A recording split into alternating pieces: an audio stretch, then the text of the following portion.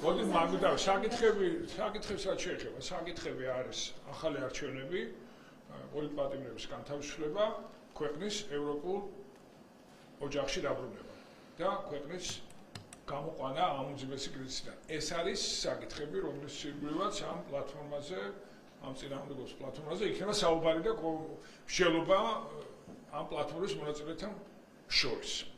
აი ბრძოლის მეთოდებზე არის ასეთი სხვადასხვა, როგორც მე ვხვდები და კონკრეტულად აი ბრძოლა მშვიდობიანი პროტესტის გარდა ჩვენ გვაქვს ასევე საუბარი ჩვენს პარტნიორებთან, ანუ ბრძოლის ფორმა არის ერთი, მშვიდობიანი პროტესტი, უწყლოდი პროტესტი და შეურიგებლობა რეპრესიებისადმი, შეურიგებლობა ძალადობისადმი, ახლა ჩვენ ხედავთ მაგალითად დღეს გრძელდება პოლიტიკური დევნა, მამუკა ხაზარაძის ბრალი წარუდგინა, აპირებს ბრალის წარდგენას თბილისის პროკურატურა, ის დაბარებული იყო სასამართლოში, გრძელდება ეს ამაზრზელი პოლიტიკური დევნა, ჩვენ ყველანი შევეცდებით, რომ წინააღმდეგეთ პოლიტიკურ რეპრესიებს, ძალადობას ერთობლივად, მშვიდობიანად, აი ეს არის ჩვენი ბრძოლის ფორმა. ეს დავასწრებ ხო თვითმმართველობის არჩევნები არის თუ არა ის თემა, რაზეც ვირთაგვი პოზიცია და წინააღმდეგობის პლატფორმის ფარგლებში ამ თემასაც განიხილავთ თუ არა? ეხლა ეს თემა ჩვენ ვთქვით, რომ არ არის ის, რაზეც კონცენტრირებული დავიყოთ, ჩვენი ამოცანა არის ეროვნული არჩევნების დანიშვნა.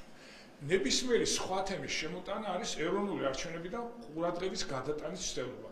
და შესაბამისად ქართული ოცნების წისქვილზე ასხამს წყალს. ჩვენ ამას უარის ართქმას ხომ არ ასხამს ქართული ოცნების წისქვილზე წყალს. ოპოზიციის ნაწილი ასე ფიქრობს მაგალითად. ვინც ფიქრობს, ეს მისი აზრია. კიდევ ერთხელ გამიმეორებ. ჩვენი ფოკუსი არის ახლა არის ეროვნულ არჩევნებზე. ნებისმიერი სხვა თემის შემოტანა ნიშნავს, რომ ყურადღება გადაიტანონ ეროვნული არჩევნებიდან, რაც არის ჩვენი ხალხის ინტერესების ღალატი, იმიტომ რომ ჩვენი ხალხის ინტერესია ეროვნული არჩევნების ჩატარება, რაც შეიძლება სწრაფად. ნებისმიერი სხვა მსჯელობა ემსახურება მხოლოდ ამ ფოკუსის გადატანას. არაფერი არ მესმის, მეგობრებო, ერთმანეთში შეთანხმდით, ვინც ვავს კითხვას. თქვენ შეთანხმდით ერთმანეთში, ვინც ვავს კითხვას.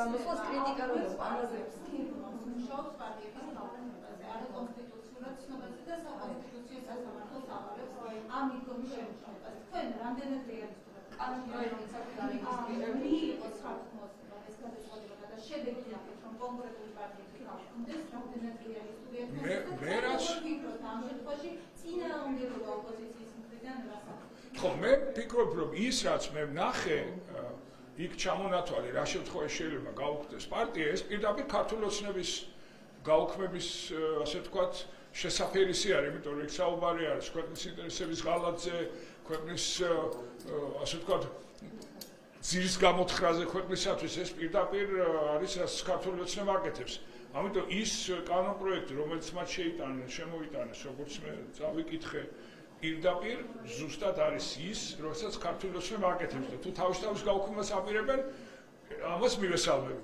თქვენ გქონდათ კითხვა. აი ამ გოგონა საკ დიდი ხანია კითხვა და მინდა რომ დაусმეს. კი ბატონო, აი რა კითხვა.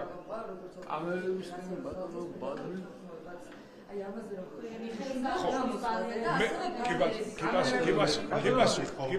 გიპასუხე.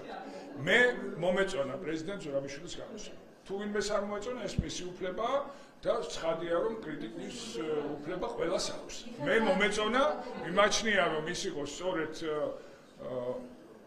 იმ კითხვებზე პასუხი, რომელიც ჩვენ საზოგადოებას აწუხებს. კერძოდ, მე ვფიქრობ რომ იმაზე საუბარი თუ რაოდენად დიდი მნიშვნელობა აქვს ახლა 91 წლის 31 მარტში ჩატარებული რეფერენდუმის სულისკვეთებით გაგრძელებას ბრძოლას თავისუფლებისთვის და დამოუკიდებლობისთვის მე ამას სრულად ხარს ვუჭერ გუშინელი და იყო ისტორიული დღე და არის მნიშვნელოვანი ამავდროულად პროტესტის გაგრძელების თვალსაზრისით პლანერების გამოჩენამაც გამოიწვია უგაყოფილება ხო ამათ პოლიტიკურ სპექტრიშიც ანუ ითქვა რომ ეს არის რაღაც ნაციონალური მოძრაობის მხრიდან პირადი პარტიული ინტერესის წინ დაყენება ზოგადად საზოგადოებრივ პროტესტზე ანუ თქვენი პოზიცია როგორია ეს რამდენად მისაღებია აი კოორდინირებული მუშაობის ნაწილი რა ეს კითხვა არ არის ჩემთან ბანერები ვის რაც დააქვს ეს ჩემი საქმე არ არის რა მე შემიძლია გითხრათ რომ პრეზიდენტის გამოსვლა იყო კარგი ძალიან ჩემი აზრით პროგრამული ჩვენ ხარს უჭერთ ამ გამოსვლას, ჩვენ აქ ვიმყოფებით, დანარჩენი ბანერები ვისაც დააქვს და როგორ დააქვს ეს მასში.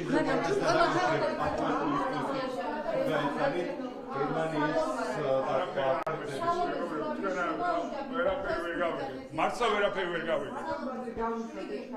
მიმართოს პარლამენტს ბრიტანეთის პარლამენტის საგარეო საქმეთა კომიტეტს.